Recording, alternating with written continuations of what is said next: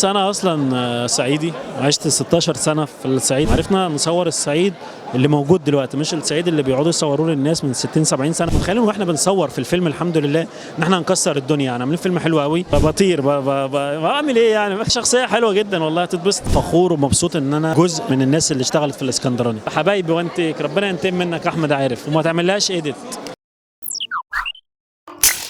مبروك على الاسكندراني واول بطوله سينمائيه للعوضي.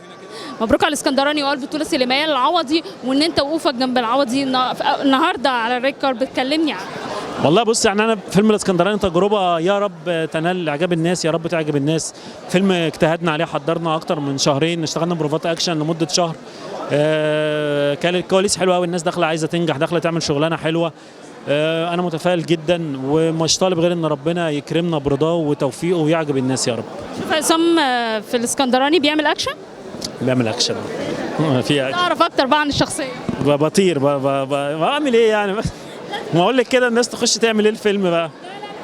لا شخصيه حلوه جدا والله، تتبسطي. عايزه اقول لك مبروك على ردود الافعال اللي حصلت على العمده. هل كنت متوقع في العوده ردود الافعال اللي حصلت؟ بص انا اصلا صعيدي وعشت 16 سنه في الصعيد قبل ما اجي هنا عشان الدراسه، وعشت مشوار يعني في وسط اهالينا هناك، وما زلت بروح وباجي على طول لاهلي هناك، يعني اهلي ما زالوا هناك وما زلت بروح كل شويه واجي.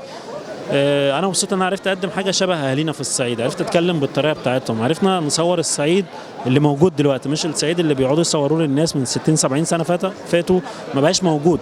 فالناس طول الوقت هناك متضايقه ان مفيش حاجه شبههم. العوده ومن اكتر المسلسلات اللي شبههم، من اكتر المسلسلات اللي مطلعه الصعيد والبنات في الصعيد والشباب في الصعيد، الشكل الحضاري الشيك المحترم اللي موجود حاليا دلوقتي. فانا مبسوط ان انا فخور جدا ان انا عرفت اقدم ده بشكل، يعني الحمد لله اهالينا في الصعيد يبقوا راضيين عنه. ردود الافعال اللي جالي من الصعيد الحمد لله مرضيه جدا. فهو كان في توفيق وكرم من ربنا عظيم جدا الحمد لله. اللي لسه عصام متمسك بيه من الصعيد، الصفات او السمات اللي انت متمسك لسه بيها من الصعيد؟ لا كل حاجه، بس بص الصعيد عشان بص هتروحي في كل الاتجاهات. مبادئ الصعيد لا تتجزأ ولا تتنسي، اي حد اتربى في الصعيد هيفضل عايش بالمبادئ لحد ما يموت. فانا ما فيش صفه او مبدأ في الصعيد لا هينفع انساه ولا ينفع اتخلى عنه، لان دي الجذور ودول اساس ودي انا فخور بيها. حاجه انا فخور بكل التفاصيل اللي لها علاقه بالصعيد.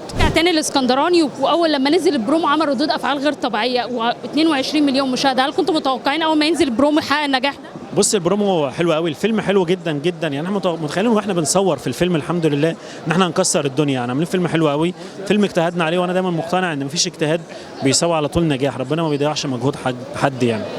قصه سيناريو استاذ اسامه انور عكاشه واخراج خالد يوسف، تقول ايه النهارده وانت موجود وسط؟ انا فخور ومبسوط ان انا جزء من الناس اللي اشتغلت في الاسكندراني.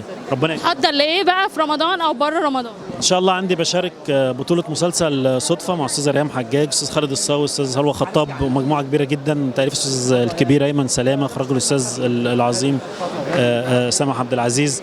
ان شاء الله عاملين مسلسل حلو قوي، ورق خطير جدا، تفاصيل في كل حلقه هندوخ الناس، يا رب يعجب الناس يا رب.